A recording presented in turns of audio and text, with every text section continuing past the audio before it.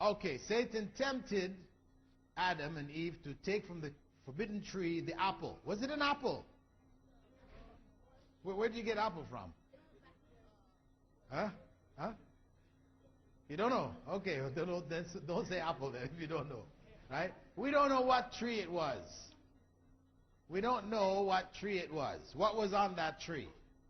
But the big question, what's the big question here? Big question is, was that the only tree in paradise? Huh? Was that the only tree in paradise? Huh? No. There were many other trees. Right? In fact, paradise was full of trees. But there was just one tree in the middle, all of the other trees all around it. Because of course in a forest, every tree becomes like the middle, isn't it? All the other trees around it were halal. But that one tree, Allah said, don't eat from it. Why did Allah say don't eat from it? Was it a good tree? Or was it a bad tree?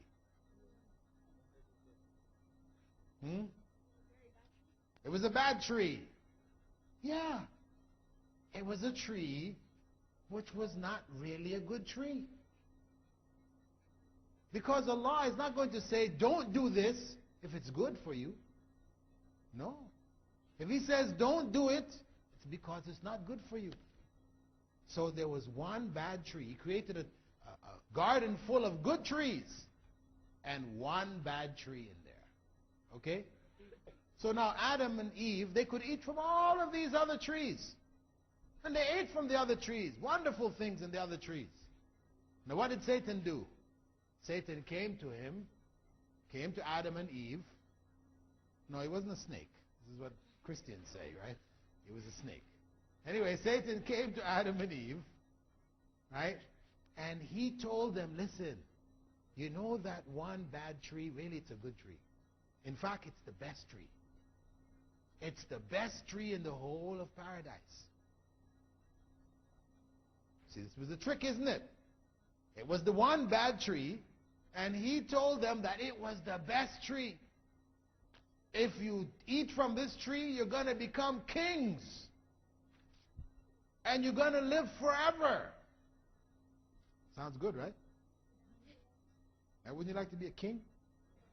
Own. Why not? Of course, everybody likes to be a king. You wouldn't like to be a king? Sure, all of us would like to be a king. Would you like to live forever? Not die? Sure. So, this was the trick of Satan. He fooled Adam and Eve into thinking that the one bad tree was the best tree. And that's what he's doing now with all of this whole list that we have there. Right? All of these things, where it involves haram, right?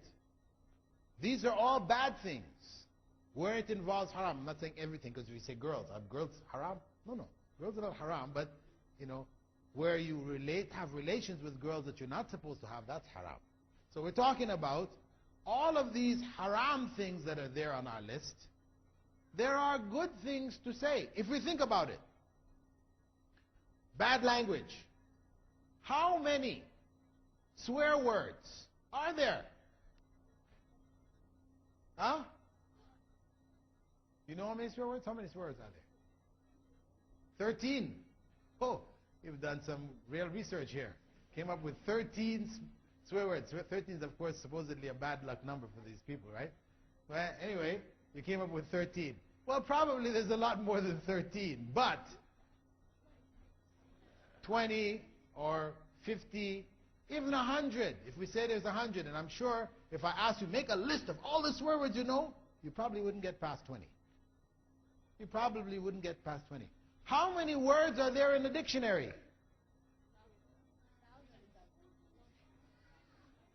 No, that's not. I'm giving you a comparison, something to compare to. If you can only think of, no matter how hard you try, you could only find 20 or 25 swear words, if that, and the dictionary contains thousands, huh? Well, it depends on the size of your dictionary. But say thousands of words, right? If you have 25 bad words and you have thousands of good words, why are you going to focus on those 25 bad words? Satan. Satan makes you think that those 25 bad words, these are the good words. Isn't it? These are the words we should be saying because our friends, our buddies, they're all saying it. So we should be saying that. These are the words we need to say. But really they're not. That is the same trick of Satan. And if you go through all the things, the drugs, all the drugs that people take, there are so many other things which are pleasurable.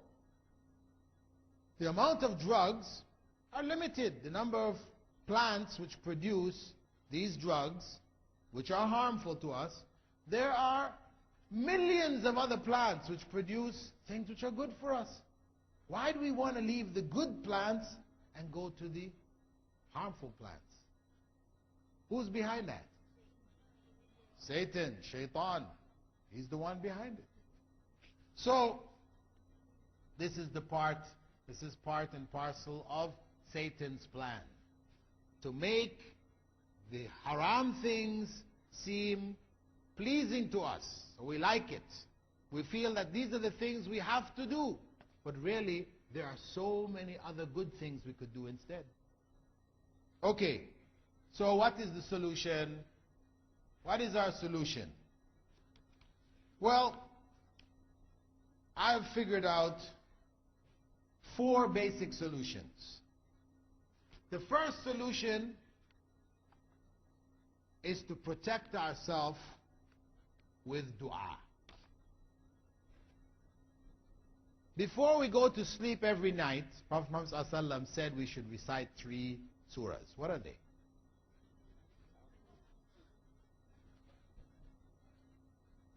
Nas,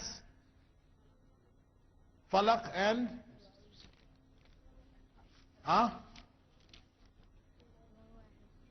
Ikhlas, yes. Surah Ikhlas, Qul huwa Allahu ahad. And Surah Al-Falaq, Qul a'udhu bi Rabbil Falaq. And Surah Al-Nas, Qul a'udhu bi Rabbin Nas. To say these before we go to bed each night. Also he said, Prophet ﷺ had said, that we should recite it after every what? After every meal? You read the wrong dua book. After every salah. Recite it after every fard salah. Every time you make, after Salat al-Fajr, Salat al-Dhuhr, Asr, Maghrib and Isha, you read these 3 quls. This is protection. This is spiritual protection, which the Prophet ﷺ told us to use. What is said in that spiritual protection? Qul a'udhu bi Rabbin Nas. Take the last one. What does that mean? Qul a'udhu bi Rabbin Nas. Say, I seek refuge in the Lord of humankind. Or mankind. What about womankind? Okay, humankind. We seek refuge in the Lord of humankind. Qul a'udhu Rabbin Nas. Malikin Nas. What's Malikin Nas mean? The king of humankind. Okay. The king of humankind. Ilahin Nas. The God, the one who should be worshipped by humankind. Min sharril waswasil khannas. Min sharri, from the evil of, who is the waswasil khannas? Satan. But what does waswasil khannas mean? Jinn. We haven't reached jinn yet. Who's the waswasil? What does waswasa mean? Wiswas. Huh? Yuwaswisu. Huh? Whispering. Khannas. What's khannas means? Huh? Most merciful. You're in the wrong surah. Khannas. What does khannas mean?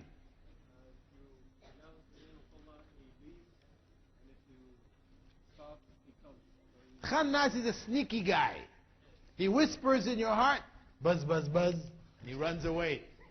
He leaves you. That's the khannas. الذي يوسوس في صدور الناس, who whispers into the hearts of humankind. From who?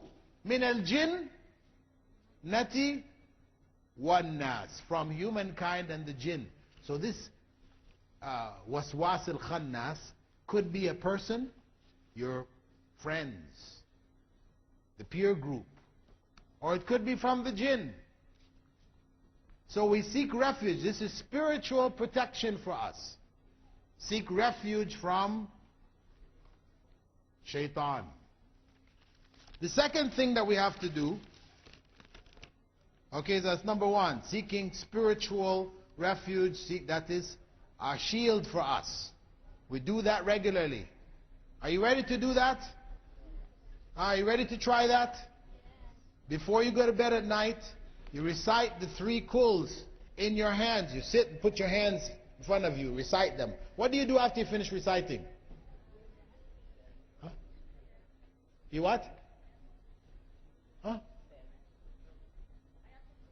No. What do you do after you finish reciting these 3 into your hands? What do you do?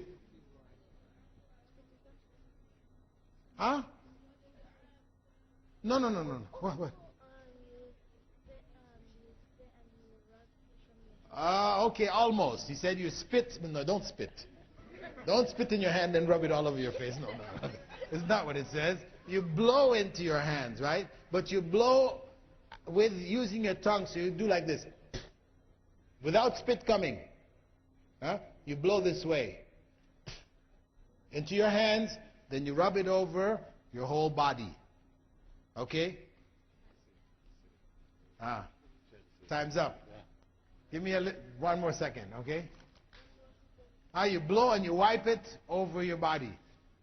Okay, that's your protection. The next thing is dhikrullah, to remember Allah. When you get the desire, you want to say some bad word, say subhanallah. Alhamdulillah. Whatever, anytime you can hear the word coming out of your mouth, you stop yourself and put something else in its place where you remember Allah. Huh? Can we try to do that? The third is we have to get some good friends. If we want to change, we want to fix the problems that are inside of our hearts, then we have to get some good friends. Because Prophet Muhammad said that you will be raised on Yawm al-Qiyamah with your friends. Raised up, resurrected. You'll come out of the grave, and next to you is going to be your buddy. The guy who is your best friend here. Now, if he was a nasty, low-down, evil character, then that's who you're raised up with. You're going to have to stand before Allah with that guy beside you. Will you want him? No. So therefore, you have to choose the right people now. The last point is ignorance. Why are you caught up in some of these things? It's because of ignorance. You don't know Allah. You don't know what Allah's commands are. You don't know why you're here. Why are you created? To believe in Allah? Why are you created? You need to find the answer for this. And what you're trying to do to be happy, to enjoy, you need to know what is the consequence. What happens when you do this?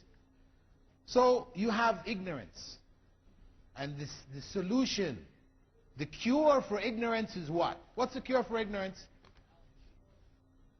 Knowledge. That's right. We need to get some knowledge. So by getting knowledge, you can cure the ignorance. Inshallah, you can cure those sick points that are recurring in the heart of the Muslim teenager. Insha'Allah. Barakallah feekum. I would like to give you a chance to ask some questions. However, time's up. It was real. Nice meeting you. Assalamu alaikum wa rahmatullahi wa barakatuh.